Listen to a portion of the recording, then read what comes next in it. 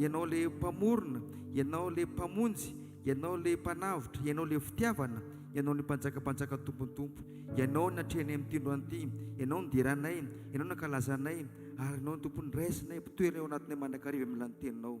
Makasitraka raha eo, anao mifankasitrahana mandrakizay. Androany tompo dia deranao amin'ny famakinana salamo, oentinay mideranao, mankalazanao, manome vonaranao tompony lelanay, tompo sy momba nay iray manontolo, ary aoko ny voninahitra dia eo anao rery ihany ary ny satry-boninahitra izay nataonao aminay tompo dia toraka anay eo pototro ny tongotranao. Reny zavatra tsara, reny zavatra naomby teo fiainana ireny tompo, avy aminao reny ny satroanao anay fa veranay aminao Jesosy ny fahasalamana, ny hery tanjaka, fahombiazana, zavatra maro loko samihafa nataonao aminay tompo dia avy aminay dia veranay aminao. Anao mifankasitrahana mandrakizay. Alleluia, amen dia amen. Dia tsika mbola deran'Andriamanitra mpitsanganana famakinana salamo, salamo fahavalo, salamo fahavalo, andiny voalohany ka hatramin'ny andininy andiny fafito. Salamo fahavalo, andiny voalohany ka hatramin'ny andiny fafito. Rehefa hitantsika ny teny dia miaraka vakintsika rehetra mianaran'i Jesosy tompo. Salamo fahavalo, andiny voalohany ka hatramin'ny andiny fafito. Rehefa hitantsika ny teny dia mangataka anao hiaraka maky. Amen. Men'Andriamanitra vava antsika mbola afaka miteny. Aloha hoe tentsika miderin'Andriamanitra. Men'Andriamanitra telefona sy baibolinao mbola afaka mahita dia hoe tentsika mankalazan'Andriamanitra. Vakintsika ny teny miaraka mianara Jesosy manao hoe: Jehovah tomponay io, endre ny voninahitra ny anarinao amin'ny tany rehetra. Nataonao eny amin'ny lanitra ny voninahitra ao, avy amin'ny vavany ankizy madinika sy ny minono nandrenanao hery noho ny mpandrafy anao mba hampanginana ny fahavalo sy izay tahamaly ratsy. Raha jereko ny lanitra ao izay asan'ny lasa tananao sy ny volana mankitana izay noforononao, inona moa ny olona natsarovana azy ary zanak'olombelona no amanginao azy?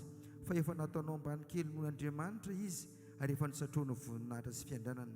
Efa napanjakainao amin'ny asan'ny tananao izy, ny zavatra rehetra dia efa nataonao eo ambany tongony. Dia ny ondry amanosy sy ny omby rehetra ary ny biby koa. Amen. Te-tanana antsika ho an'i Jesosy.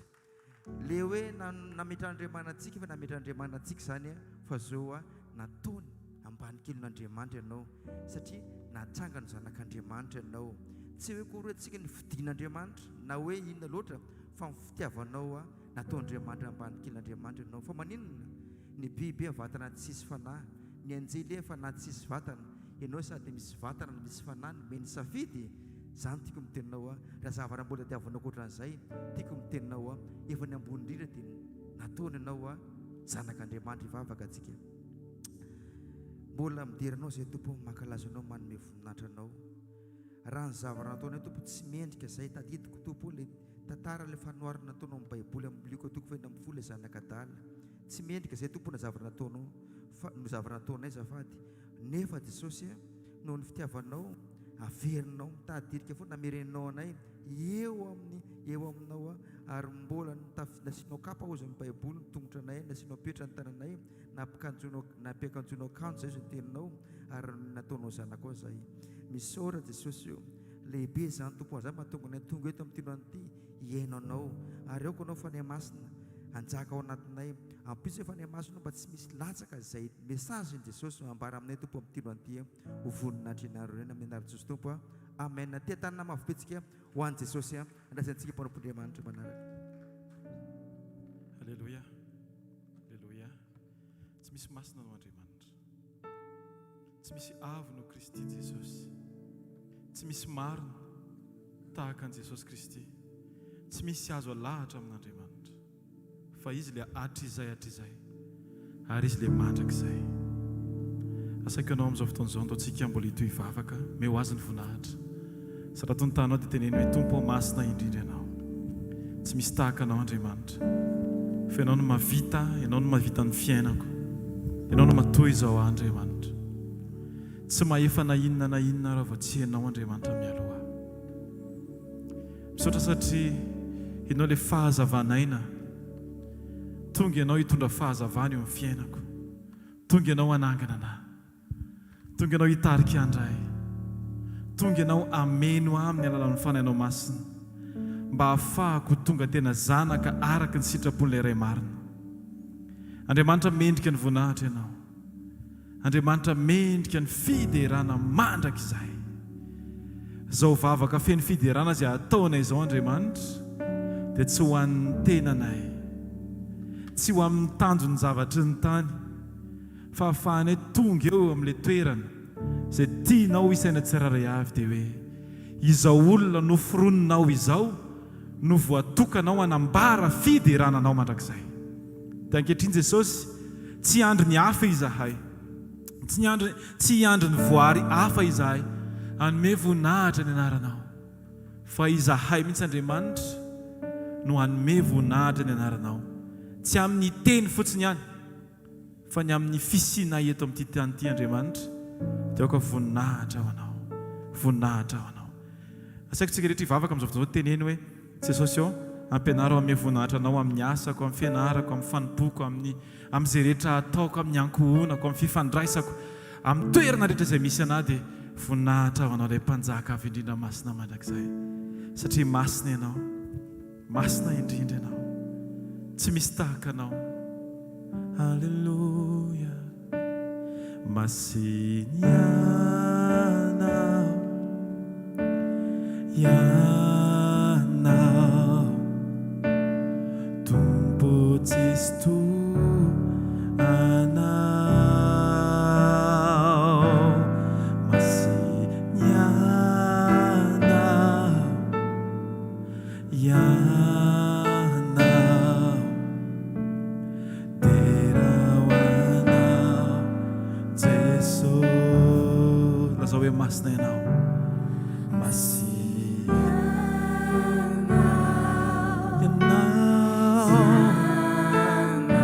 Tompo Kristo anao, Tompo Kristo anao, masiny ianao, ianao terao anao, referitsika ihany hoe masina ianao. Meo azy ilay voninahitra androany, lazao hoe masina ianao.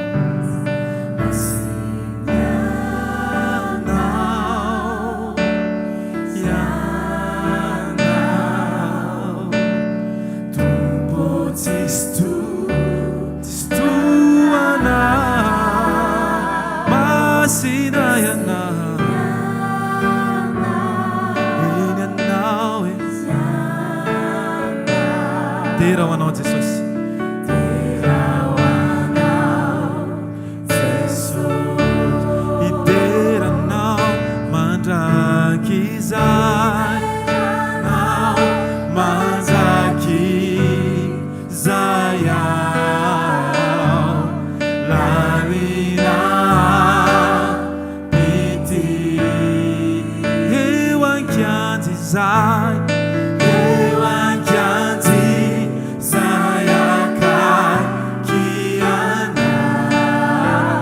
metiar iteranao mandraky izay ao, mandraky izay ao, lalina pity eo ankianjy izay akaiky anao.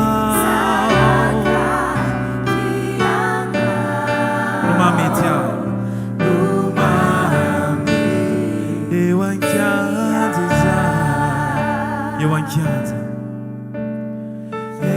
ankianza zayakai kianao numami tia. Eu ankianza zay akakianao, zayakakianao Jesosy. Io no mety aminay Andriamanitra, io no mety aminay Jesosy.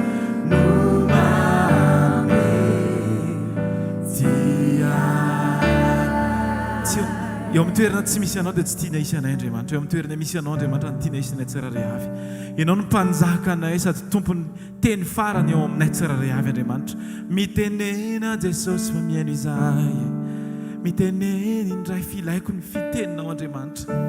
Ary ny ao am-bavako teo hoe masina, masina, masina ilay tompo Andriamanitra tsy tolo hatramin'ny taloha sy ankehitriny aroa avy.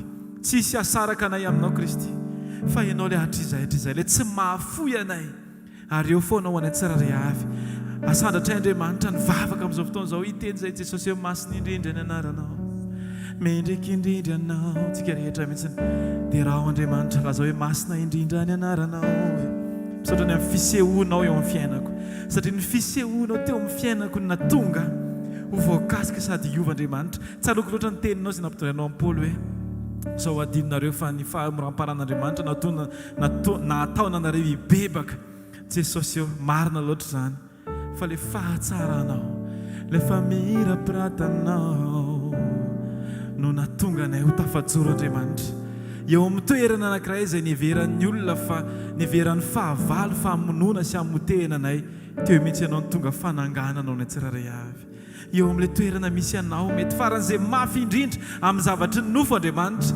fa faran'izay fiadanana indrindra ho an'ny fiainam-pananay Andriamanitra dia hisaotra anao foana zay isan'andro isan'andro dia hiteny hoe eo ankianjy zay akaiky anao no mametia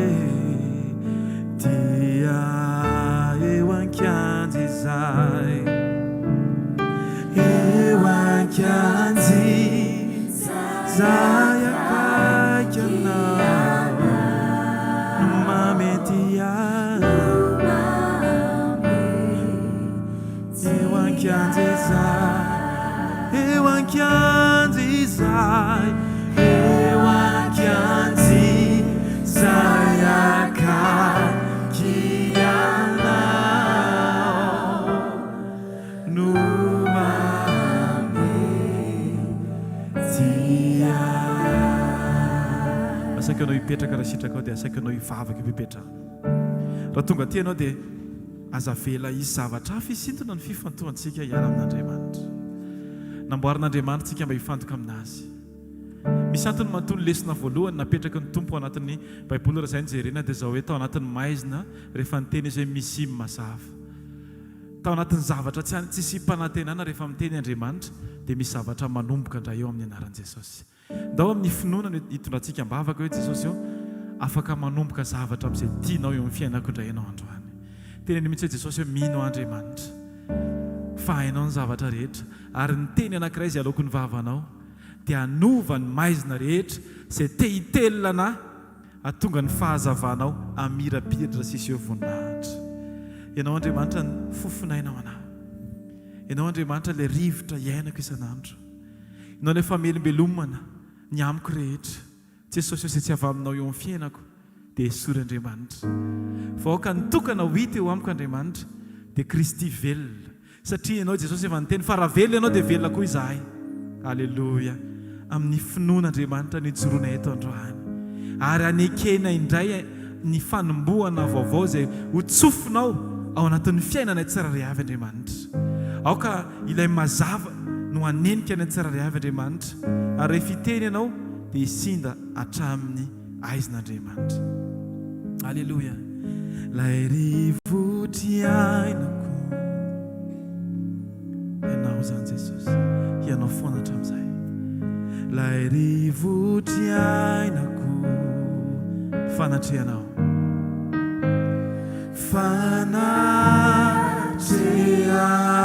fanatrehanao miaina toa amikio ny anao ahiany eo ny anino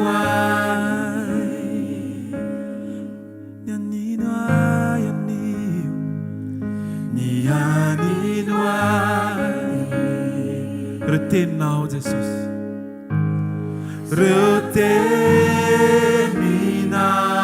tu miteny amikio indroindray Jesosy vononanio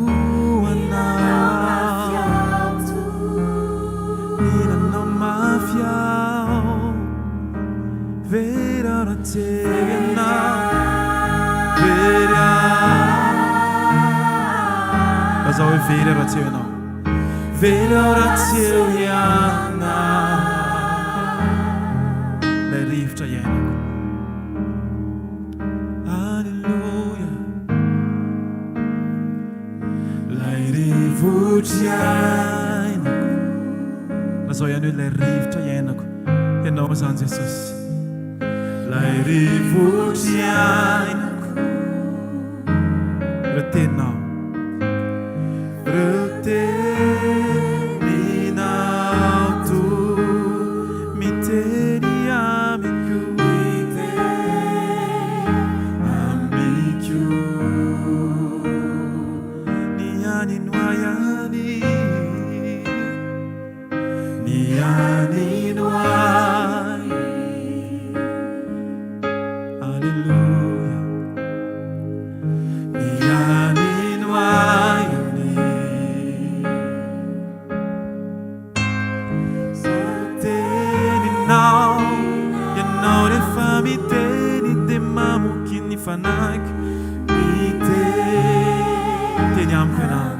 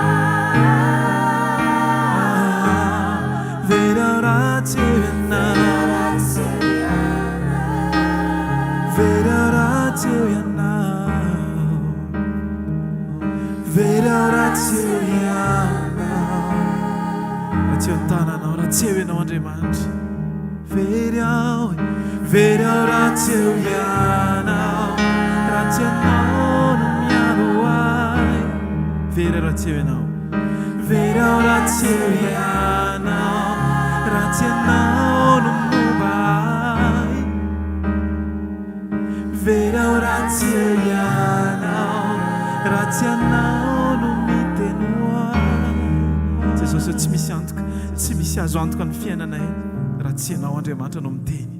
Satria fantatra fa ianao rehefa miteny hoe mahirata dia nanjamba raha tsy manatsafidy fa tsy maintsy mihiratra ny maso. Rehefa ianao no miteny hoe miteny mona dia na ny lela ary Andriamanitra tsy tompony teny farany, fa ny teninao Andriamanitra no manarina ny zavatra rehetra. Ten'Andriamanitra ao amin'ny filazantsarany Jona 2:20 tononko amin'ny anaran'i Jesosy ny fahatanteran'izany ho antsika rehetra. Hoy ny ten'Andriamanitra, Jesosy no miteny eto, ary rehefa nilaza izany Jesosy dia nanisy fofinaina ka hoy Jesosy taminy, raiso ny fanahy masina. Na elokiza no avelanareo dia voavela izany, ary na aniza kosa no tsy avelanareo dia tsy ho voavela izany. Amen. Rehefa Andriamanitra no miteny hoe raiso ny fanahy masina, tosokafantsika fotsika androany dia teneny hoe ianao ilay fofinaina mahavelona. Raiso ny fofinaina hozy Jesosy dia ny fanahy masina. Ilay fofinaina na tonga n'ilay vovotany lasa olombelona maneho ny endrik'Andriamanitra tany amin'ny Genesisy. Raha tsy nisy ny fofinain'Andriamanitra tsy tonga ny fahavelomana. Dia androany sokafo ny fonao, tonga eo amin'ny fiainanao ny fanahy masina, amelombelona indray, ampianatra antsika ny amin'ny famelan-keloka, ampianatra antsika ny amin'ny fahadiovam-po, atonga antsika ho anisan'ny olona tafajoro araka ny sitrapon'Andriamanitra. Atonga anao hanana maso tsy mahita olona, fa atonga anao hanana maso mitempo an'Andriamanitra ny fonao ary mijery an'Andriamanitra. Ho tanteraka aminao ilay ten'Andriamanitra izay milaza hoe mijery an'i Jesosy Tompo izay tompo finoantsika sady mpanefa izany. Jesosy eo ny fanahinao masina ihany no miantoka izany, very ao raha tsy eo ianao.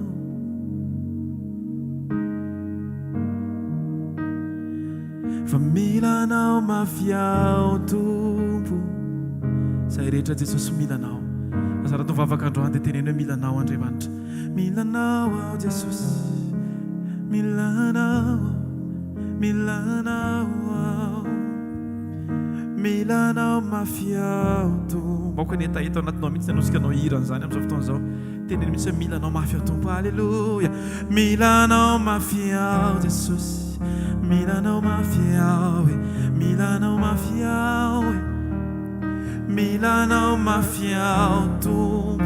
Alleluia, saiko mihitsy ianao hitsangana androany dia teny mafy hoe milanao aho Jesosy, milanao mafy aho Jesosy, milanao mafy aho, milanao mafy aho, milanao, milanao, milanao mafy aho Tompo. Indro aho, indro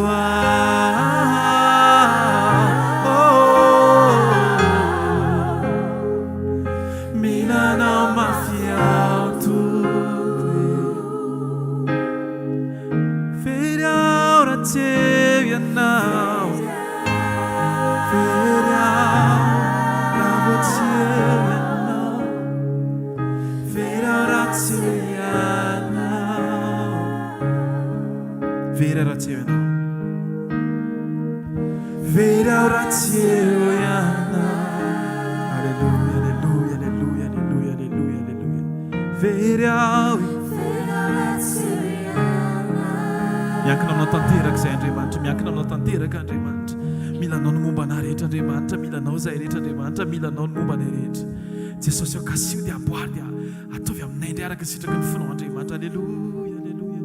Fa tsisy mendrika ny fideranao ianao, fa tsara indrindra ianao, masina lefa hatramin'izay, masina indrindra hatramin'izay, ary masina indrindra mandrakizay androany, ary mandrakizay naoviana Andriamanitra ny sokatra ny vavanay, dia tsy havelana izy zavatra fivoaka ankoatra ny fiderananao Kristy. Alleluia. Fa tsara ianao, mahagaga tsara ianao, tsisy mitovy aminao, tsisy toanao, tsara ianao, mahagaga tsara ianao, tsisy mitovy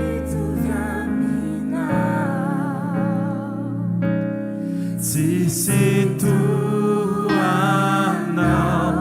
raio tsara ianao, tsara ianao, mahagaga tsara ianao, tsisy mitovy aminao,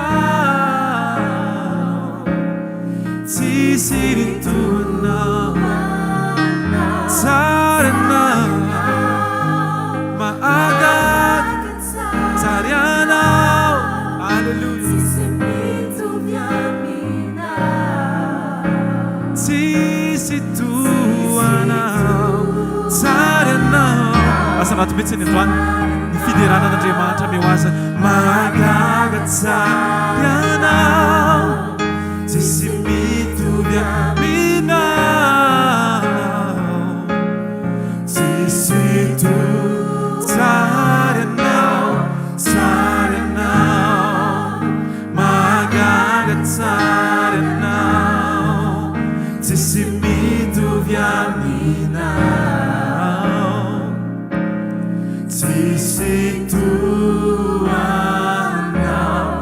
raio mendrika ny dera, mendrika ny dera. Alleluia, alleluia. Sanatrai ny tananay, voninahitra aho mba voninahitra mendrika ny dera, sy ny ady anao sanatrai mba voninahitra aho satria tsara ianao, tsara ianao, mahagaga loatra, tsara ianao,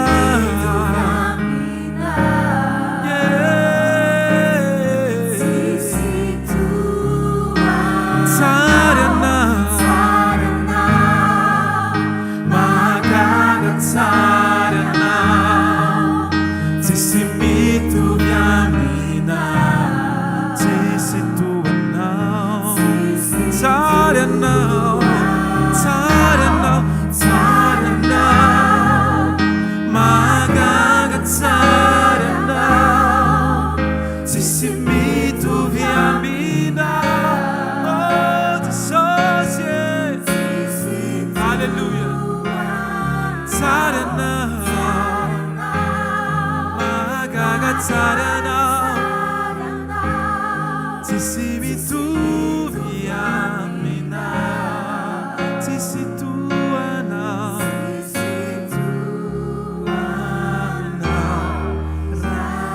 tsisy ny toanao Alleluia tsisy ny toanao tsisy ny toanao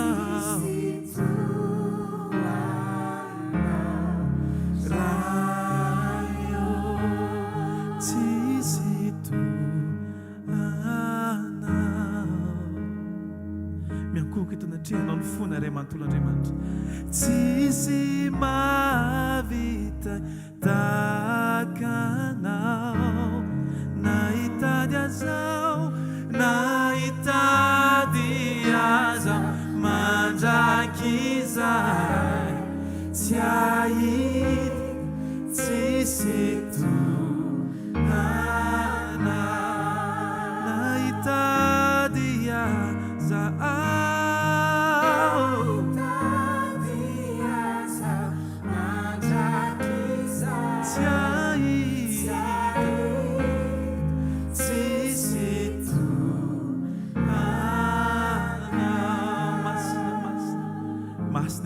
Andriamanitra tsy tolatra amin'ny talosan-kehitriny aro avy tehirizy Andriamanitra ho eo tongotra ao mandrakariva Jesosy tsy ho maiky izay ny anaraka na ny anenjika ny tananao fa hitoetra eo tongotra ao mba hianatra ny toetry ny fonao Andriamanitra araka ny teninao izay milaza tamin'ny fananaranao mpianatra hoe izay teo lohany aminareo naoka mpanompony izy rehetra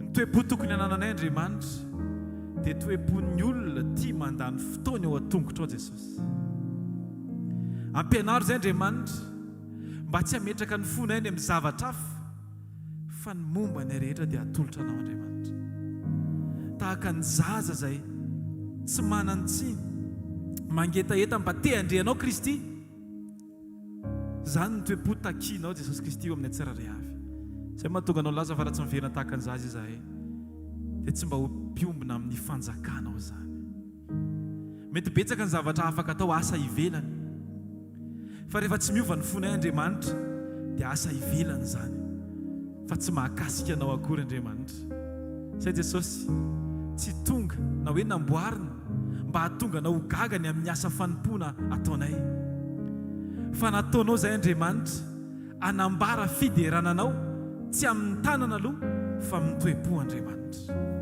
aoka ho hita fa ianao Kristy ny velona ao anatin'ny tsirairay avy ary tany mafy izay Andriamanitra mba tsy hiovy eny am-panidinana ny fijoroana ny tsirairay avy fa manisan'ny olona voatahiry mandrakariva ambara-piavy ny fahataperana izao tontolo izao ambara-piverenanao Jesosy Kristy dia ho anisan'ny olona voatahiry eo an-tongotra Jesosy izahay amin'ny anaranao Jesosy tsy ny ahita zavatra hafa mety hampifalifaly ny fonay no tokony anaitatra anay eo am-panompon'Andriamanitra aoka izay Andriamanitra tsy hifantoka amin'ny zavatra ny tany tsy ny zavatra misy eto Andriamanitra no tokony anaitatra anay ty handroso amin'ny asa fanompoana fa ny famira-piratany voninahitra ao izay hitanay hiainanay ankatoavinay ajainay faratampony indrindra no kitarika anay amin'ny alalan'ny fiasafananao masina Alleluia atonga anay ho voatahiry satria fantatray Jesosy hoe nasarotraza ny lalana mankany andanitrany mankany andanitrany no fisetrana tsy maintsy ho lalovako tsy maintsy ho lalovako tsy sakanay tsy hoany fa tsika rehetra dia androso foana nao androso foantsika fizao androso foana minona manu anao fanaraka anao tano mafy ao tompo tehirizo e mandraky za azony ao raiso Andriamanitra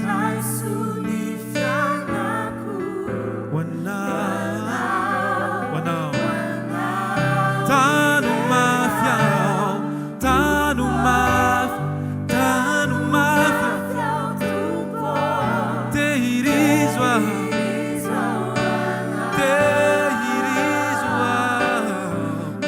mandraky za azony ao alleluia tatsika amin'ny finoany zany raisony fiainako hoanao tano mafy ao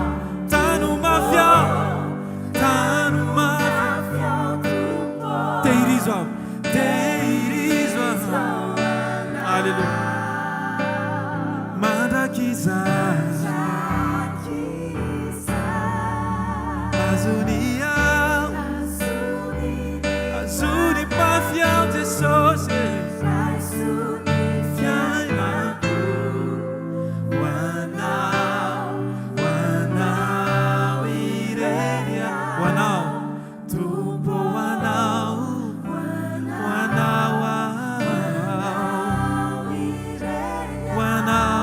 ao Jesosy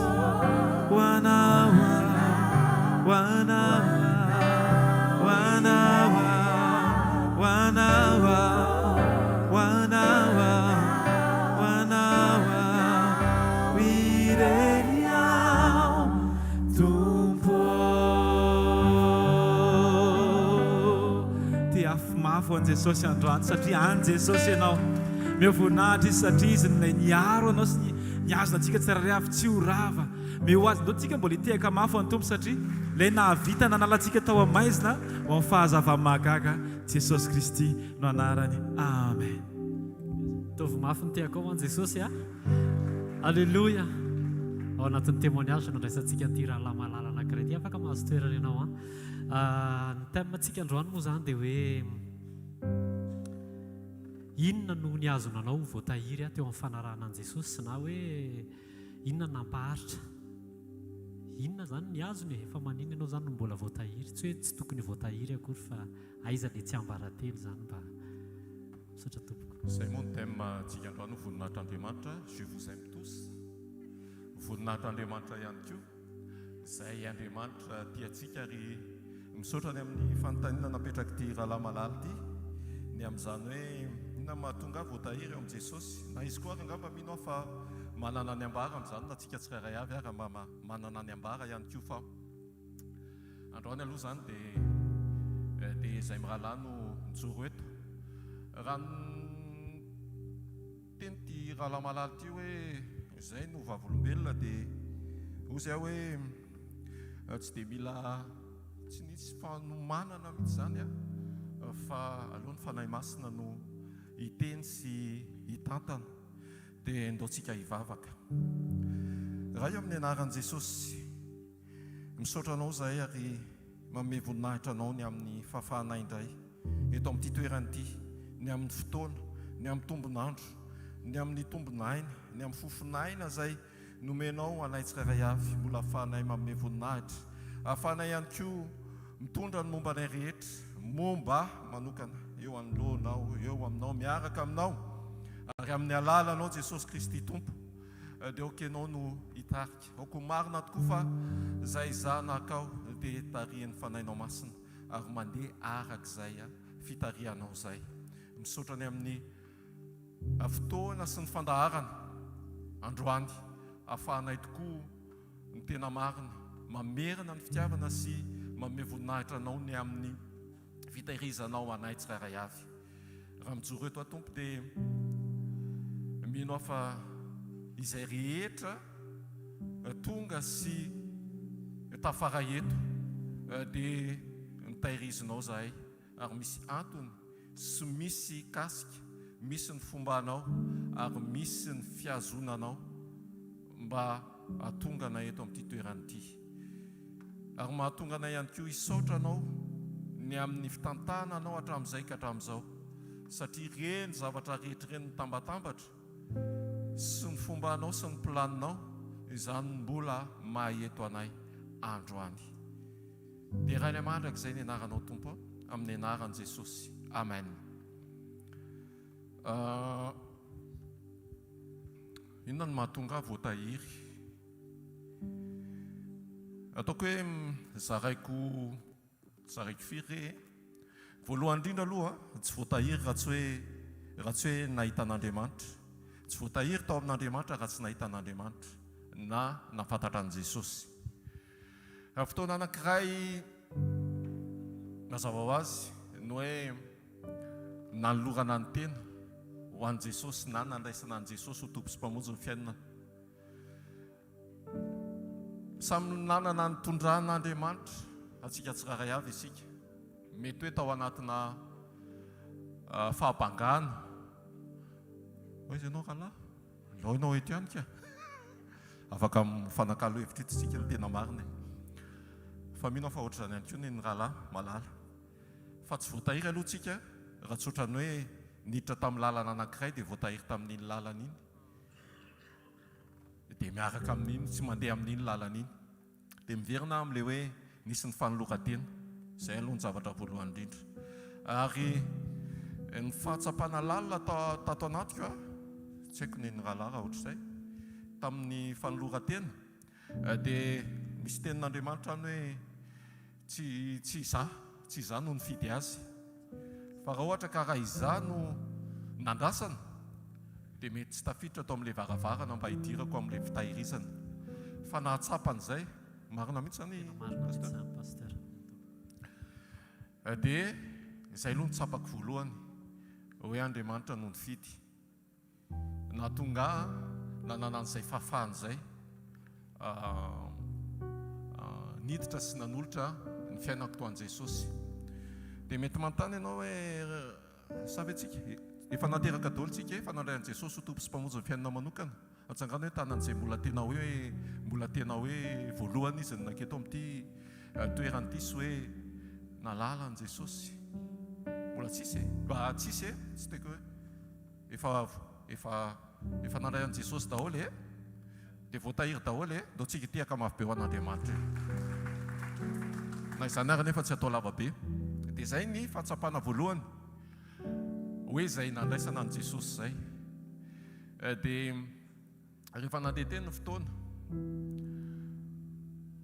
dia ny marika faharoa nahatonga le hoe izaho no nifidy anareo fa tsy izaho no nifidy azy.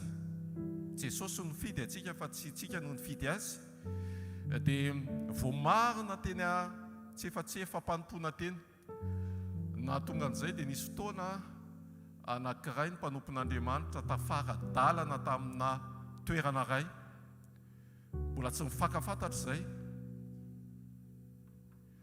fa ny mpanompon'Andriamanitra no resaka tamin'ilay niaraka taminy tamin'izay hoe io rahalahy io izy dia hiaraka hanompo antsika.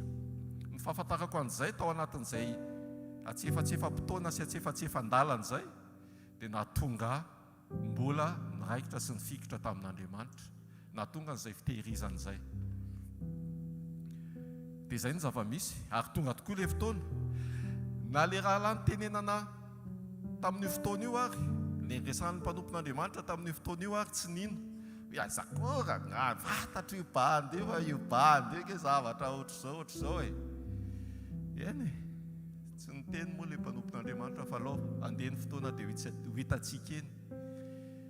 Fa tonga tokoa nandeha dia izao hitantsika izao ny tenanay ho voninahitran'Andriamanitra izany. Dia hatramin'izay ka hatramin'izao dia nandeha tamin'izay lalan'izay.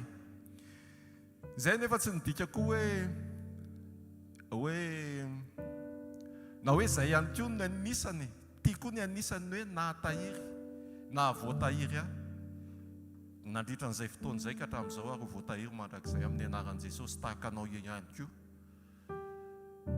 maro ny zavatra nylalovana, maro ny zavatra ny ainana, ary anisan'ny tsapany hoe ny fisedrahana sy ny zavatra ataontsika ampifijery maha-olona zany hoe tena le ataontsika hoe sedra na hoe fiainatsarotra nandalovana. Za mety tsy tao anatina ohatra hoe mety hoe aretina na hoe tsy fahampiana, fa tao anatina voalohany aloha tao anaty tokantrano, satria rehefa tao anaty tokantrano any nafantatra an' Jesosy dia nandalo lalana sy zavatra be dia be ny tokantrano, ary sako milaza hoe mety tonga tamina divorce na fisarahana raha tsy teo Andriamanitra, raha tsy nifikitra tamin'Andriamanitra.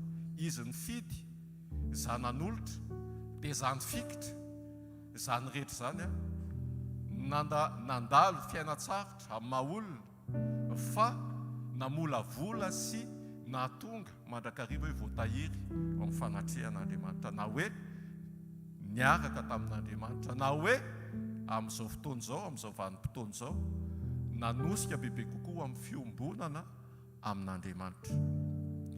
Dia nisy sedra mpiairana ohatr'izany zany reny lalovana rehetra reny dia nahatonga ny hoe fifikirana, tsy nanipy fonontanana, tsy nanipy gan, fa nifikitra mandrakariva tamin'Andriamanitra.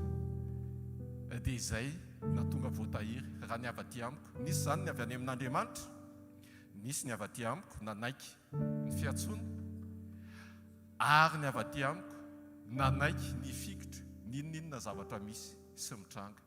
Ary ny fahatelo, ny fahafantarako ny rahalahy sy ny anabavy rehetra izay niarana nompo ihany koa, dia hery lehibe sy nanosika ho amin'izany fifikirana sy fitehirizana zany niaraka tamin'Andriamanitra. Izay angambany raha ohatra zareko fohifohy na dia efa lavalava ihany ary ny hoe inona nahatonga voatahiry. Mety tsy avy amiko, avy amin'Andriamanitra voalohany, avy amiko ihany koa no ny fiasany ny fanahy masina, dia ny fifikirana amin'Andriamanitra ny amin'i Jesosy, satria ny tena marina mila fiaretana, mila faharetana, ary indrindra ireo anankiroa ireo mitombo amin'ny fitiavana amin'Andriamanitra. Alleloia.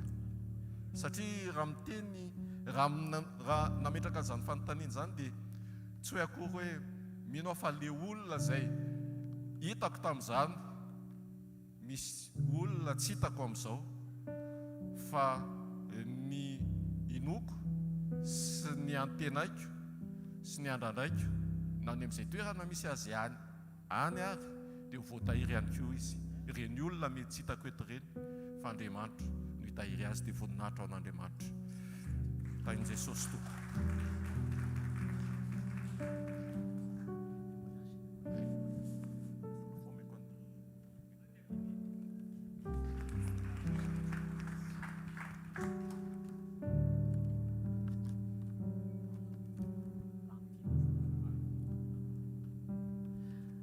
Ataovy mafy ny tiako ao an' Jesosy.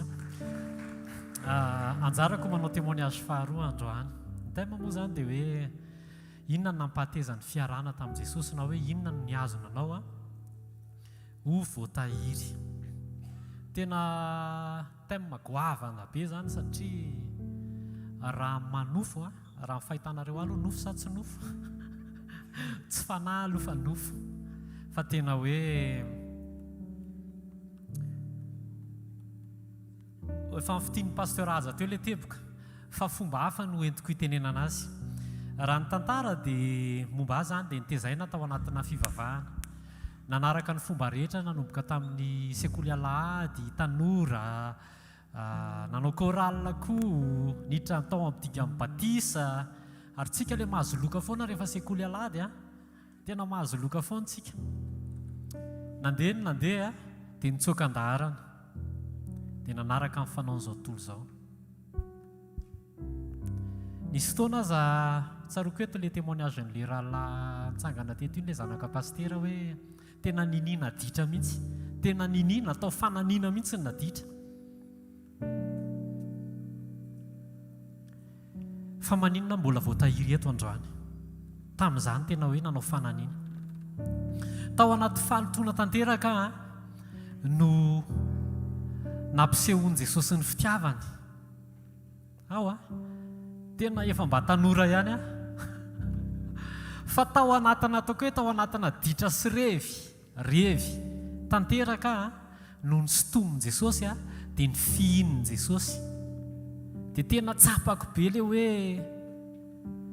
hoe tsy zany no mifidy azy fa izy no mifidy ahy. Dia tsapako be ny lanja ny fitiavan'i Jesosy hoe amin'izao misy toerana misy azy ao ve raha ny manodidina ohatrany hoe fa nanilika sy ohatrany hoe fa Jesosy tena le za tao anatin'le fahalotoana mihitsy ny nalainy dia ny fihininy dia ny sasany. Tsy hoe nyvonjeny satria tanteraka na mendrika, fa tao anaty fahalotoana ny tena ny fihininy tamin'le maha izy no Jesosy zany no antony mbola afahako mijoro eto fa tsy no niezaka nataoko akory. Tena hoe no ny fitiavan'i Jesosy. Tena hoe zay le tsapako be le lanjan'le teny hoe ao amin'ny Mateo 1 hoe ny anarany atao hoe Jesosy fa izy no hamonjy ny olona ho afaka amin'ny fahotana. Tao anaty fahotana zany no tena hoe nafany. Tamin'izany ihany koa dia efa nisy faminaniana be da be hoe io paster io bandy io dia raha za aloha nampisafidianina tamin'ny voalohany ohatrany hoe tika an'ilay paster tamin'ny mbola tanora zany, tamin'ny mbola kely. Fa rehefa nandeha tsy raha hoe nanontaniana anao paster ianao tsy anao satria zay le fiainana. Fa noho ny fitiavan'i Jesosy nisy fakapanahy izay tena hoe tena nandosirako sy hoe niady amin'izay foana zany. Isanandro dia miady, tena hoe miady amin'ilay fakapanahy. Fa rehefa niditra tao anaty teny ahako dia nirevelen'i Jesosy ilay izy Mateo 4:10. Tamin'izay vao nanomboka nanaraka teo amin'ny Roxy dia 2014-2015 miady amin'ilay fakapanahy isanandro, miady foana. Dia manontany an'i Jesosy efa manino ty tsy mety resiko mihitsy, satria ianao zany rehefa resy ao anaty fakapanahy dia tsy mijoro ianao zany. Sa mijoro ve? Tsy mijoro. Dia nitady aho hoe taiza ary re Jesosy nandresy fakapanahy dia hitako le izy Mateo 4:10. Dia zao le teny hoe mandeha ihany ianao ry Satana, ndroany le devoly. Dia teo aloha tsika nanomboka nandroaka an'le devoly, jerena le izy mbola mitandroka ihany. Dia nivavaka ihany Jesosy fantatro fa tsy mety ty fa ahoana ny fomba andresena. Dia netiny tao amin'ny Jakoba 4:7 indray, tsy ampy fanekena an'Andriamanitra. Ino le teny pasteur Raja teo hoe safidinao le izy ho tonga eo amin'i Jesosy. Fa ny fitiavan'i Jesosy efa eo, efa disponible, ny famonjena efa vita, fa anjarako amin'izay zany ny manaiky an'Andriamanitra. Dia izay ny teny Jakoba 4:7 hoe maneke an'Andriamanitra. Dia rehefa vita zay vao toero amin'izay le devoly dia andositra dia tsy andrebireby anao amin'ilay fakapanahy intsony izy. Dia nanomboka teo dia tena tsapako be hoe fiadanana miaraka amin'i Jesosy. Tsy hoe tsy misy ny fakapanahy fa misy ny fakapanahy, fa rehefa feno fanekena an'Andriamanitra ianao dia miala ho azy ny devoly. Halleloja. Tsapako be ny fahamarinan'le teny hoe matoa mbola voatahiry ohatran'izao androany dia noho Jesosy. Tsy hoe satria za mendrika fa izy no antony. Romanina 2:9-30 fa izy no niavian'izao zavatra rehetra izao. Izy no miazona azy ary za ao anatin'le zavatra noariana sy le zavatra azoniny dia izy no antony fijoroako androany. Alleloja. Tsy hoe tsy misy ny ady lalovana, tsy misy ny fakapanahy, fa tena misy ny komba ary misy foana. Fa anisan'ny tena mbola hijoroana manao ny zavatra rehetra ho anjy.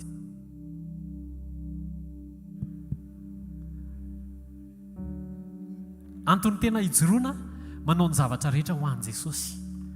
Tsy manao an'olona, satria ny olona manana ny version. Raha vao mijery ny mason'ny olona ianao dia fa manino itsy nyjola hoe mangarika zany. Fa manino itsy nohatran'izao. Raha vao miandry appréciation avy any amin'olona ianao dia diso fanantenana.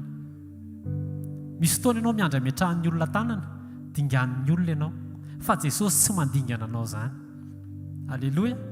Dia rehefa nentin' Jesosy tao amin'izay dingan'izay, fananian' Jesosy naseho mihitsy ilay zavatra hoe ohatran'izao ny olona fa za ohatran'izao. Ny olombelona raha vao mandisy fanantenana azy ianao dia miataka izy.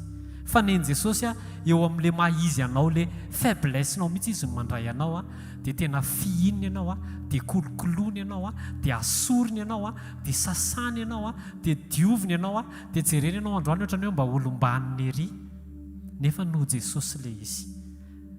Farany manao ny rehetra ho an'i Jesosy. Aza manao zavatra ho an'olona, ataovy ho an'i Jesosy. Tena hoe ataovy ho an'i Jesosy. Omeo izay maximum. Raha izay teny fanamboarana teto izay be da be. Fa raha natao an'olona, raha natao amin'ny paster Rodolphe amin'ny fanompoana teto efa helitsika tsy teto na natao an'na asa fanompoana.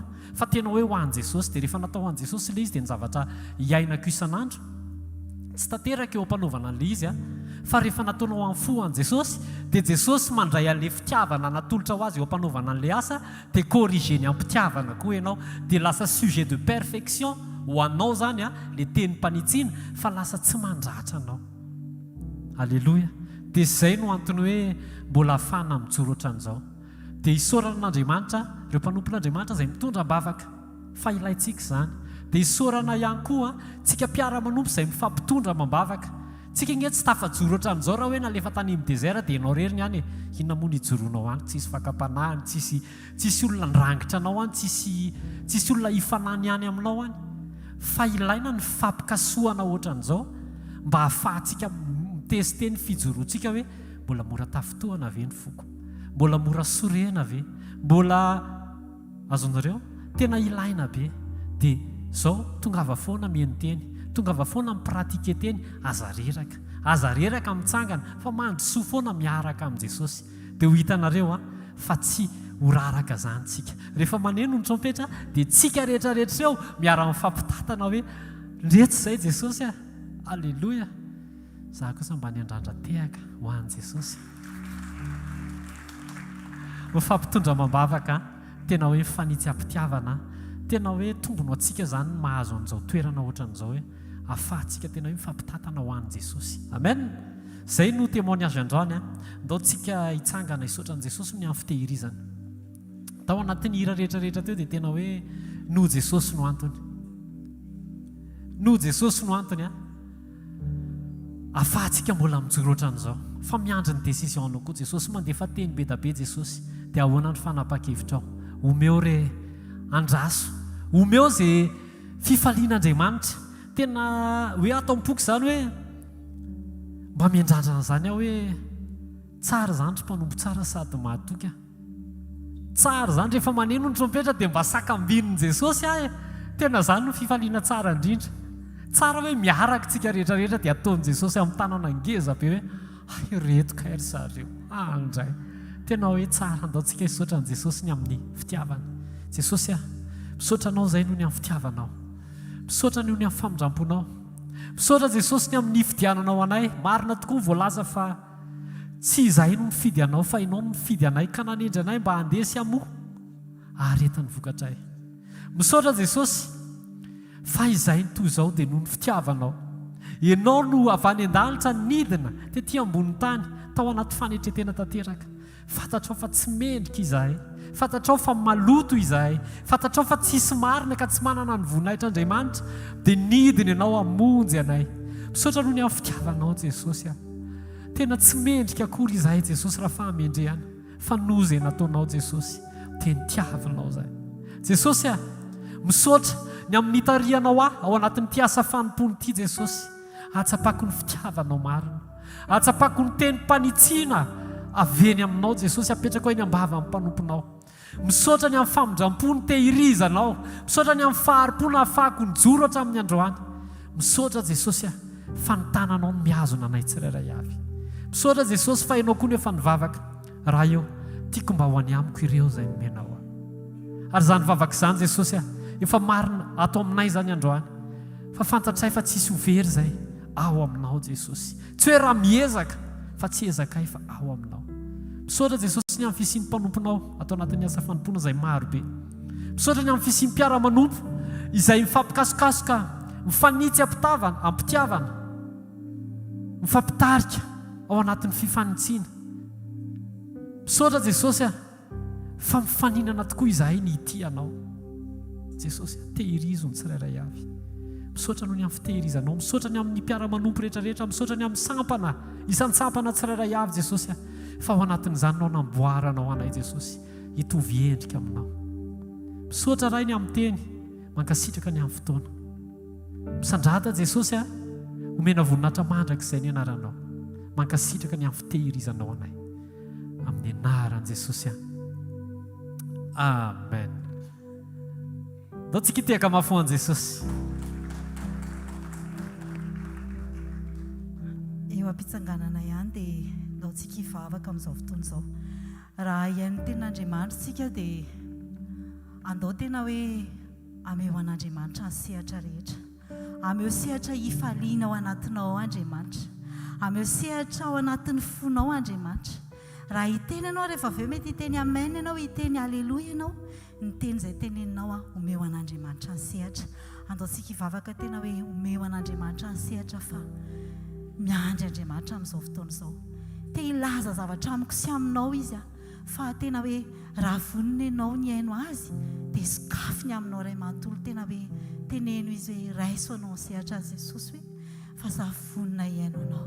Ny sehatry ny foko tena mety hoe misy zavatra mampitabataba ny fonao ao anatin'ny fiainonao, mety mbola misy zavatra hafa henonao, ny any anatin'ny sainao any, any anatin'ny fieritreretanao lalàny mety mbola misy tabataba tsy fantatra hoe inona. Fa androany tena hoe hoety eo amin'ilay Andriamanitra izay manatrika asy ianao. Tena teneny omena ianao sehatra Jesosy hoe Jesosy amin'izao fotoana izao indray dia tena hoe mankasitraka ny amin'ny fijoroana vavolombelona. Misaotra Jesosy fa na tena hoe afaka tena ny ankohaka teo aminao zay. Ankehitriny izay Andriamanitra dia tena hoe mamerina aminao ny voninahitra ary tena hoe omena ianao ny sehatra rehetra Jesosy. Tena hoe raha zahay reto Jesosy, zahay tsy te ho velona intsony fa ianao ny tianay ho velona aty anatinay. Amin'ny alalan'ilay teninao, amin'ny analanao Jesosy, ilay teny tonga nofo dia mahandro soa Jesosy. Tonga soa ianao dia mitenena fa vonina ihaino anao, ilay malala anao. Dia misaotra indrindra Jesosy malalo. Amen. Afaka mahazo toerantsika tompoko.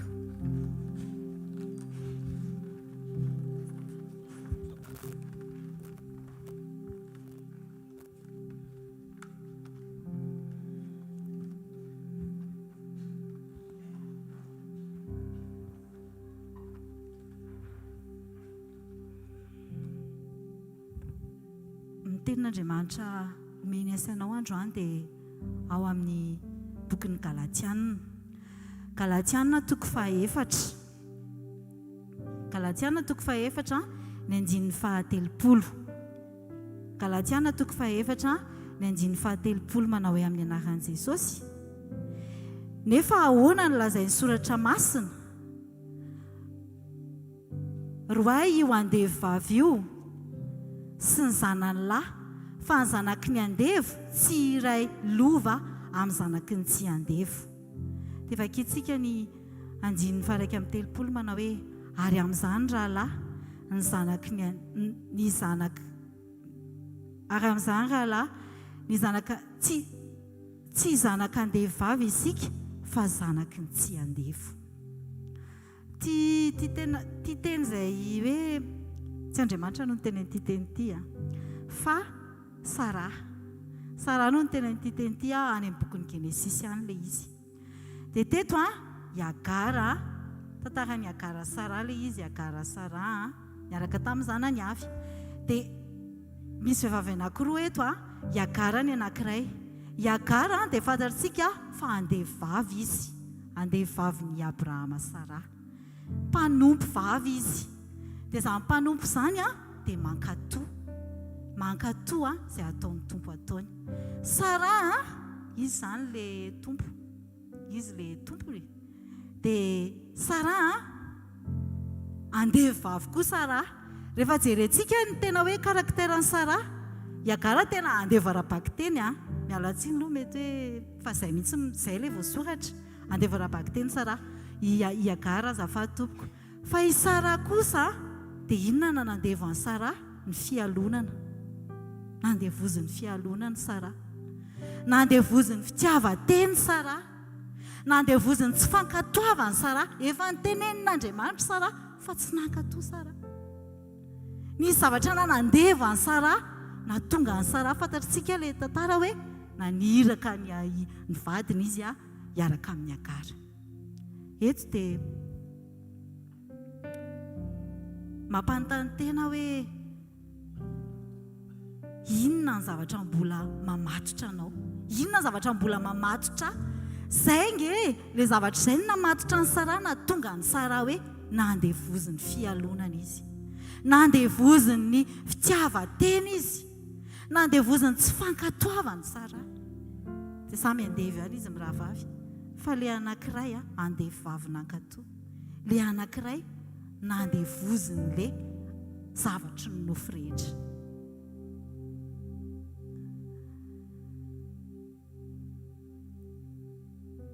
Raha nisy fotoany papa, nisy fotoany papa nizaka tao amin'ny sekoly, nisy fotoana hoe tsika ozy izy dia vokatra, tsika ozy izy dia fruit ny teny tonga nofo. Zany hoe taranaky ny teny tonga nofo zasy ianao. Amen.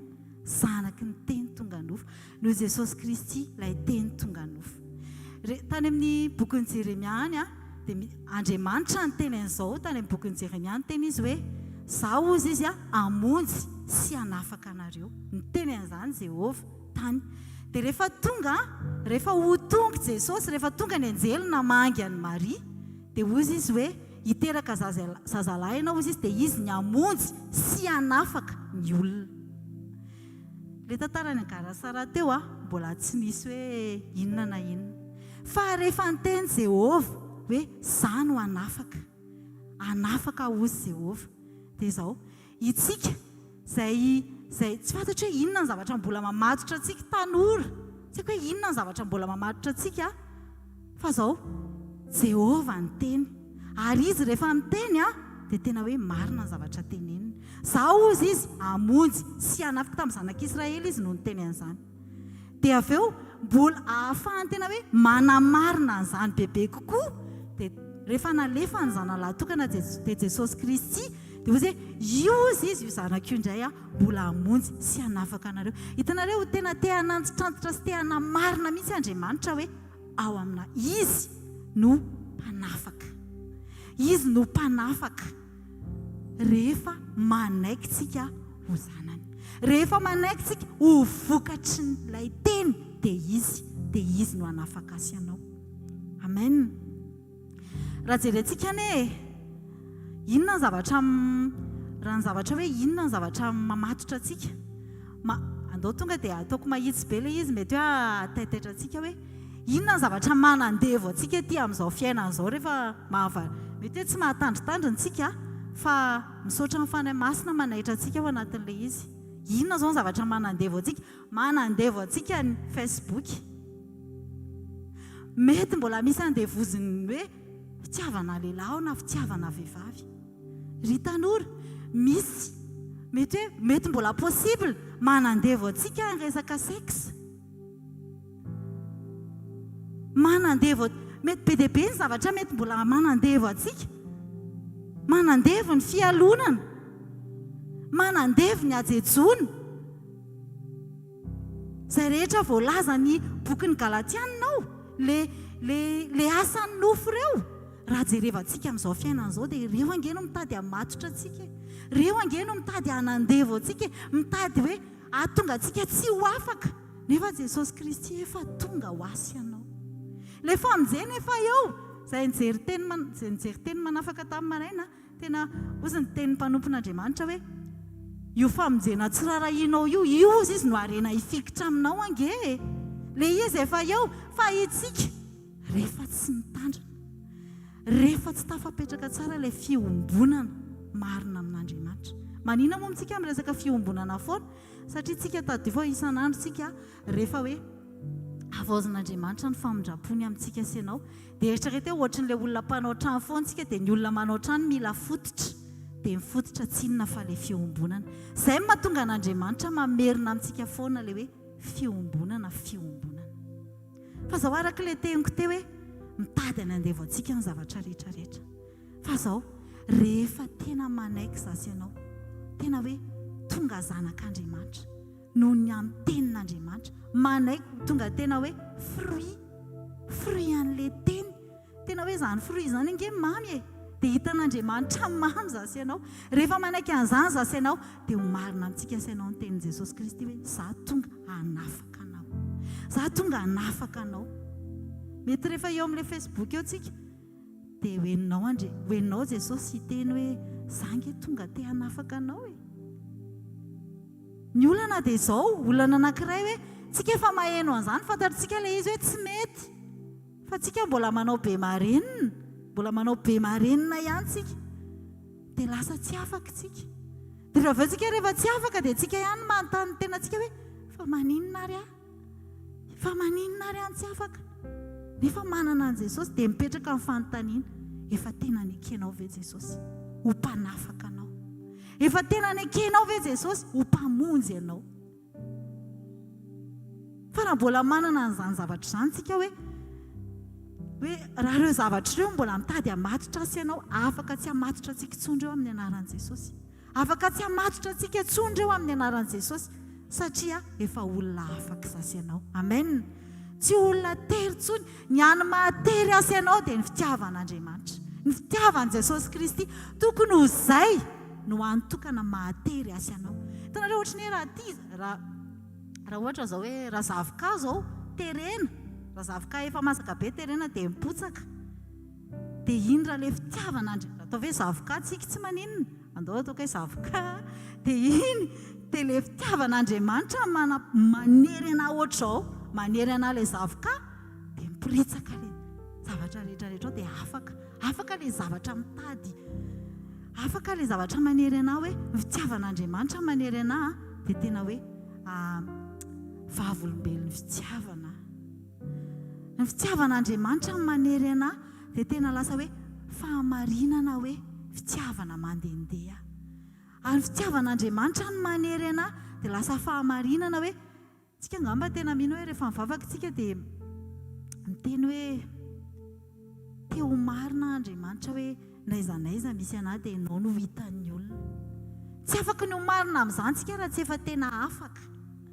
Raha ohatra fotsiny raha ohatra tsika ka mbola mpandainga ny fahafantaran'ny olona tsika dia any amin'izay misy antsika any, dia raha ohatra tsika ka hoe te hoe raha mijoro tsika dia mpandainga ny hafantaran'ny olona tsika. Fa rehefa tena afaka tsika no ny amin'ny Jesosy Kristy, rehefa nekentsika Jesosy hanafaka tsika ho mpanafaka asy ianao, dia izao afaka miova, tonga dia miova tanteraka tsika dia hitan'ny olona hoe tena tsy nandainga intsony iny olona iny, ary afaka tsika ny hitarika olona ao amin'i Jesosy Kristy. Izay ilay hoe vavolombelona naizanaiza misy antsika, tsy ho amin'ny vava fotsiny fa tsika ilay afaka mihitsy. Hitanareo rehefa raha misy olona hoe afaka izy izao dia tsy mipiripirina izy miteny hoe afaka, fa tena ahoana paozin'ny olona afaka, tena tonga dia hoe miseho be ilay izy hoe afaka dia misy olona miteny ary ngamba hoe fa naninona koa iny sao dia tsy normal. Izay zany tokony tsika hoe rehefa tena afaka tsika, rehefa tena nekentsika Jesosy Kristy tonga ho atsika, ozy izy ny tenin'Andriamanitra ny teny rehefa tonga rehefa naniraka ny anjely izy resaka tamin'ny Maria hoe hiteraka zazalahy ianao dia izy no hamonjy sy hanafaka ny olony. Amen. Fa tsika mila manaiky ny ho afaka tsika, dia mila manaiky tsika hoe Jesosy ireriany no mpanafaka tsika, mba tena hoe ho tonga tena hoe hifaly Andriamanitra. Jesosy ane hiveriny, rehefa hiveriny Jesosy dia tena hoe te hifaly izy hapakatra asy ianao, te hifaly izy hitsena asy ianao, te hifaly izy ahita olona maivana, ahita olona afaka tena tonga dia manadina. Hitanareo ilay tantaran'ilay vehivavy Samaritana teo am-patsakana, jerevinareo rehefa afaka izy, rehefa avy niresaka tamin'i Jesosy izy, nandray an'i Jesosy izy, resy lahatra izy, tena hoe resy lahatra amin'ny fitiavana an'i Jesosy izy, afaka izy. Io vehivavy io raha ny zavatra ny ainany dia menatra, izay no nahatonga anazy tamin'ny 12 vao tonga teo, menatra izy misy zavatra nanery anazy be dia be, fa rehefa tena fanena tamin'i Jesosy izy, rehefa fantany Jesosy dia inona? Afaka izy, afaka tamin'ny famenarana izy, afaka tamin'ny fanamelohan-teny izy, tonga dia napetra ny zavatra rehetrarehetra fa lasa izy nandeha nitory, nandeha nanamba. Izany ilay olona afaka reto, izany ilay olona afaka.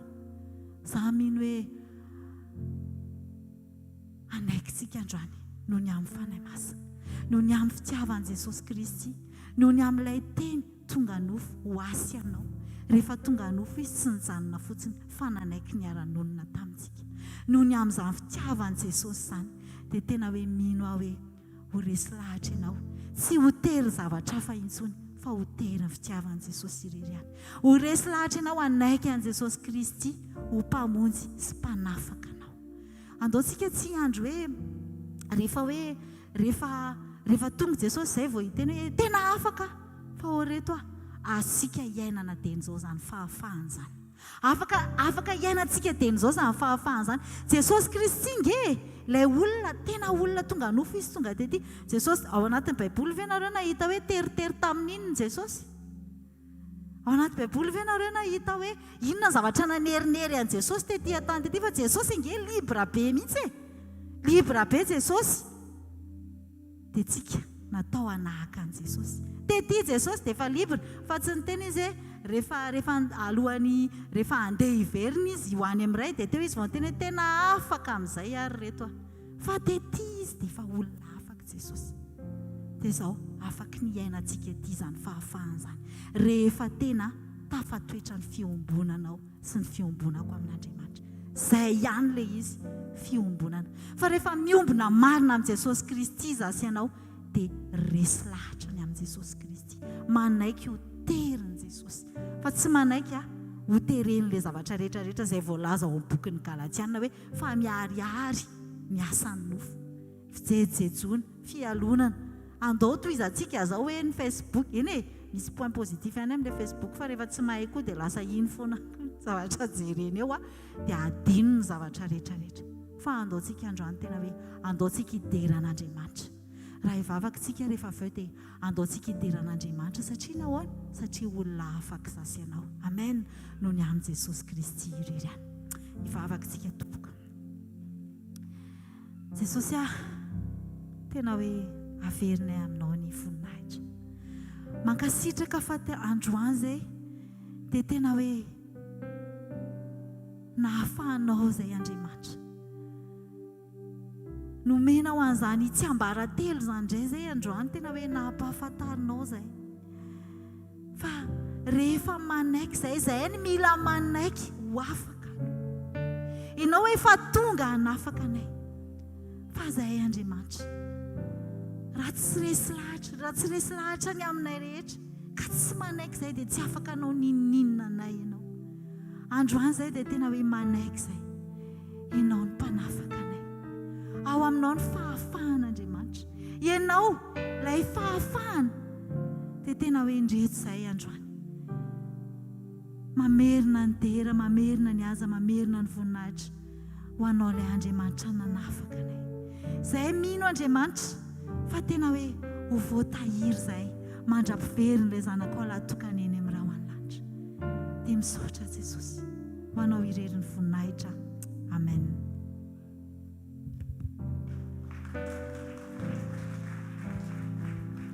Alleluia. Misaotra ny ranam-pahafintsika ny amin'izay teny izay mino fa petabe ny olona afaka eto atsakany hoe ny tanany raha vao tonga ilay teny dia efa mahatsiaro maivana. Amen. Amen. Ny olona afaka dia tena afaka raha zanaka tokoa ny manafaka. Ary ozy izy tenin'Andriamanitra hoe raha fantatrareo ozy izy ny marina dia marina manafaka anareo tsy ho andevo. Ny marina no nyresahana sy ny zaraina tamintsika androany dia mino fa tsisy andevo tsony eto. Amen. Amen. Tsisy andevo. Zao tsika dia anapirofo indray tsika indray ny manao vavolombelona ao anatin'izany hoe anapirofo tsika satria ny fanatitra dia endrika fanesorana izay zavatra avy any aminao omena n'Andriamanitra. Manafaka anao tsy raikitra amin'ny tany manafaka anao tsy raikitra amin'izay zavatra izay mety heverinao fa tokony ho tazominao. Raha no fanatitsika dia ataovy amin'ny fo, ataovy amin'ny fitiavana, ataovy no ny fankasitrahanao ny fiombonanao amin'Andriamanitra dia manantanteraka an'izany tsika. Izao manararaotra ihany ny lazany inona moa ty zany ny raharaha-mpiangonana ny raharaha-mpiangonana eto amin'ity hvkl-mission ty fotoanantsika raha pitso azo adino etsy amin'ny bypassy ny fotoanantsika raha pitso manomboka amin'ny 7 ora sasany fotoanan'ny fandraisana fanasan'ny tompo ihany koa ao anatin'izay azadino fa fotoana miavaka io. Raha mety dia tongava lolo ihany satria ny seza be dehibe dia soa ihany fa misy vato azo hipetrahana. Alleloia. Misy vato any raha ohatra ka tsy mahazo sezitsika dia misy vato melon azo hipetrahana. Nalainy ireo melon ireo ilainy ireo hipetrahana izay mety tsy tafapetraka amin'ny seza. Inona moa no tiana hambary? Mitady anao Andriamanitra, mitady anao Jesosy raha pitso fotoanantsika indray amin'ny 7 ora sasany eny amin'ny bypass eny amin'ny centre zany. Dia ny ankoatran'izay moa ny fotoana latsinainy talata larobia ny sekoly tsy adoavam-bola fanomezana maimaimpona avy amin'Andriamanitra. Misy cadeau be dabe foana zarainy isa-maraina latsinainy talata larobia, latsinainy manokana sekoly mpamahana olana, talata sekoly mpanasitranana, larobia sekoly ny fanambiana toetra sy tokantrano.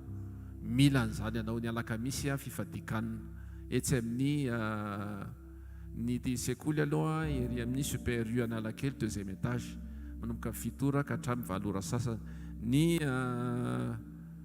fifadikanina kosa manomboka amin'ny 7 ora ka hatramin'ny 3 ora eo dia etsy amin'ny Shalom Resto Shalom etsy Antanimena zany. Dia misaotra ny tompontsika. Ny Zoma moa zany mazava ho azy eto fotoanantsika amin'ny heriny ny sabotsy tahaka ny fandraisana teo. Lahady heriny 21 décembre krismasy mahagaga. Alleloia. Tonga ihany ny krismasy maro nefa tena miandrandra kilalao mafy dia mafy tsika. Tsy maninona zany fa Jesosy efa vonona nome anao. Ianao ne kilalaon Jesosy tsy foiny ianao ary tsy ariana ianao.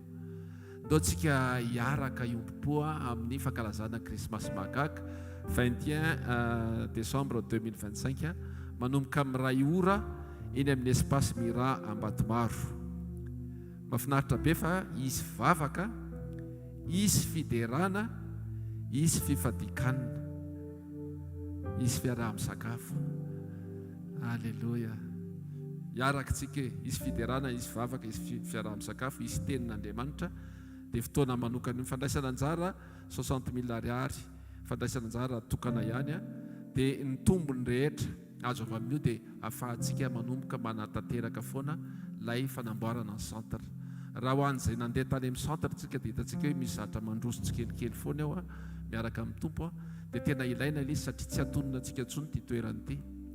Dia mila manana toerana manokana ho antsika dia isaorana tompo dia zay ohatrohatran'ity le fanasana dia na manatona amin'ny pasteur Arso ianao io izy io vadin'le pasteur ray zay dia hito koa pasteur Vololona vadin'le pasteur ray zay dia misy pasteur Romi koa ho avy eo izy raha-pitso. Alleluia. Dia ray amin'izy telo miravavy afaka manao réservation ianao. Mety mbola tsy azo le billet androany fa tonga dia ataovy le réservation dia afaka mifandamitsika ny amin'ny fanomezana ny billet raha mety ianao dia andao hitsangana re. Misaotra ny tompontsika entina eo anatran'Andriamanitra zao fanatitra zao. Dia injiro aty anoloana arany tananao. Ray amin'ny anaran'i Jesosy misaotra anao zay. Mankasitraka Andriamanitra satria isan'andro san'andro ianao dia miteny aminay. Isan'andro san'andro ianao dia te hanafaka anay ao n'io zavatra mangejana io. Isan'andro san'andro ianao dia te hitahanay. Ary ny tena marina isan'andro san'andro dia tianao iombona aminao zay Andriamanitra. Androany manokana te hisaotra anao zay satria afaka manantanteraka amin'ny fanatitra vavolokarena ny sakrifisy zay rehetra avy aminay Andriamanitra. Ny fonay manontolo atolotra eo anao. Hoanitra kasitrahana zany ho voninahitra ny anaranao. Tsarovy ny tsirairay avy izay tonga eto. Manana ny etaeta manokana, indrindrandrindra ny etaeta ho afaka amin'ny kejan'izao tontolo izao. Misaotra sahady tompo ny amin'izay fahataonao. Amin'ny anaran'i Jesosy. Amen. Misy ranabavy izay anao slam alleloia tsy hoe milamma na hoe miamma fa slamma dia amenazy a micro afaka mazotoerina aritsika rehetra dia tahian jesosy isika fifaliana lehibe hoany miserviranao amin'ity androany ity ary ampanetretena tanteraka satria amin'ireo mpanompon'andriamanitra rehetra izay mifandimby teto dia izany kely indrindra amin'izy rehetra izay tokony ataoko ihany ataoko androany aoka izahay hiehitra fa jesosy no hisandratra androany moa dia tsy hoe aneo taleta fa izaran'i jesosy amin'ny alalan'ny taleta ary tsy sanatria hoe anjara brika atolotra ilay izy fa fanompona tanterana ampitiavana fa melohan'izany dia tsy hainy tsy hankasitraka ny tompona andraikitra izay mba nanome asehatra malalaka androany ahafahako manatanteraka ny antom-pisiko dia izara filazantsara amin'ny alalan'izay fahasoavana kely mba nomeny jesosy androany mba hitoana ny olona ho amin'andriamanitra ny filazantsara moa zany dia afaka zaraina amin'ny endrika rehetrarehetra nandeha ny fiderana teo nandeha ihany koa ny témoignage eo ihany koa ny danse anatin'izany ny toroteny dia tsy adionany koa anatin'izay araka ny voalazan'ny mpanompon'andriamanitra teo ny slam dia melohan'ny zavatra rehetra dia tsy sanatria hoe fitite hisongadina fa tsaroa fa ny titre zay hoentintsika atao anatin'ny fitoriana dia tsy anaram-boninahitra fa anaram-panompona dia nanaiky foana tamin'izany mba ho volavolain'ny fanamasina tsy maika hostara fa zao sady tsy maika hostara sady tsy maika hitsara fa maika kosa izara le filazantsara indrindra fa ho an'ireo izay mbola tsy mahalala ka amin'ny silama androany mba hiady ny ady tsara anamarika tantara satria za tanora tsy menatra ny filazantsara satria moa fotoana ny tanora androany dia ny titre ny slam dia ry tanora mifaliry zatovo dia ny mbola tanora ianao nefa ao koa fantatrao fa hoentin'andriamanitra ho tsaraina ianao amin'izany rehetra izany avy lio tsy hikasika ny nofinao ndratsy fa ny fahatanorana sy ny fahatanjahana dia samy zava-poana tanora ankehitriny dia te hiainan-kalalahana te hanao izay rehetra tiany dia hoe tsy mila fivavahana menatra ataony namana hoe voateritery fa tsy mba maharaka dia manandrana miloka migoka mifoka ny sasany mandeha mampiaraka manao zavatra tsy ampisainana fa tsy mba misy fiheverana mody fanina ho an-trano raha sendra misy fitenenana tsy mibanjina any ampitso fa ny anio ihany dia ny anio dia raha sendra manarina dia hoe izay tiako ihany io dia mitoy an-trano mandeha mirevo sy manalazy takona tanteraka aminy le fahasambarana amin'ny ho avy mihevitena ho lehibe ka manohatra ray aman-dreny izay anaja azy ireo aloha dia tsy misy velively dia alefa daholo ny tenim-boto hoe izay indray bovy sy baine dia tsindrina amin'ny vocabulaire hoe mangina ho hafa ce que j'aime profitena ho à la jeunesse fingetsi-podindro hoe nareo nefa soarany fa aleo rangazay mba anara-poa dia ny tanora aloha n'izay dia aleo anararoatra sady nareo koa ve nefa terisaina dia izay ny tsy tianareo voatra fiteny toy izany no avalin'ny tanora maro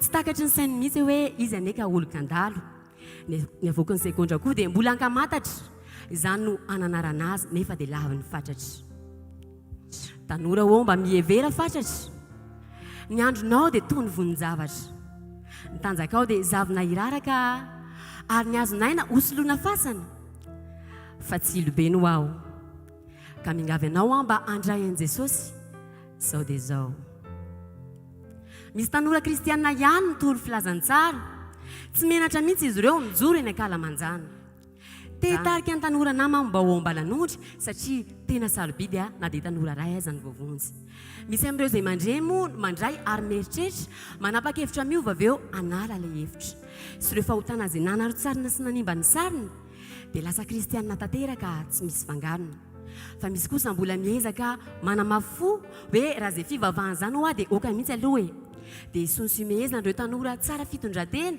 hoe rendray ry masera sy pastera fa mandany lera mivazavaza ohatry ny olona tsy manaka tao dia za ve rangaha dia nalabaraka tena ohatr'izao dia lazay ny favoakaramana koa hoe olona voasazy ireo tovolampivavaka indray dia lazay ny fahasarim-bavy dia mitoy an-trano mandeha miaraka amin'ireo namana raha tsisy vola ilokalana isotroana dia robaina ny fananana ny fianarana moa dia nadaboka fa tsy nirarahina mazava ho azy fa mety ho simba le avenir ny tovolahy dia mety ho any am-ponja na ho mpanjenjena ny tovovavy kosa mety ho lasa mpivaroteny fa ny tena mampalahelo sanatria ve ho very any amin'ny elo mety ho tezitra ianao ka hiteny hoe za koa dia mahita lazaina nefa manam-pirofo ny baiboly izay afafinodin'izany tanora hoe mba mihevera fatratra ny andronao any dia toy ny vonin-javatra ny tanjakao dia zavina iraraka ary ny azonaina osoloana fasana fa tsy ilobe no aho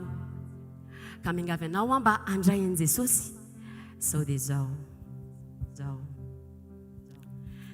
misy fanafody nefa mbola afaka hitsaboana ny ratra tsy fery nahazo ireo tanora izay voadona fanafody tonga dia mandaitra raha ampiasaina avetrany a tsy nyzany fa mifandraisana an' Jesosy ihany fa anatin'izany dia mila miala amin'ny fahotana tsy manapaka ny fifandraisana rehetra amin'ny satana rehefa vita izany dia mila manolo tena azo antoka avy eo ilay tena famonjena ka manasanao tanora izay mbola naditra mba miova amin'izay rehefa iditra eo anie tsy horitra e raha te hitady life ianao dia mitedava fa hita ilay fiainana miandry antsika dia ilay paradisa vavolo fahaizana bika rendrarendra samy tsy maharitra ary samy vato misakana tsy anandovana ny lanitra raha te hanandrana fiainana ilay fo tu veux faire la vie dia tsy misy mahafapo afa-tsy eo amin'i Jesosy Kristy fa zakoa nge mba tanora matanjaka sady be diplôma fa ireo zavatra nanako ireo dia tsapako hoe tena zava-poana zany nanapahako hevitra andray an'i Kristy dia manompo ahy zay ety ka mandova fiainana mandrakizay dory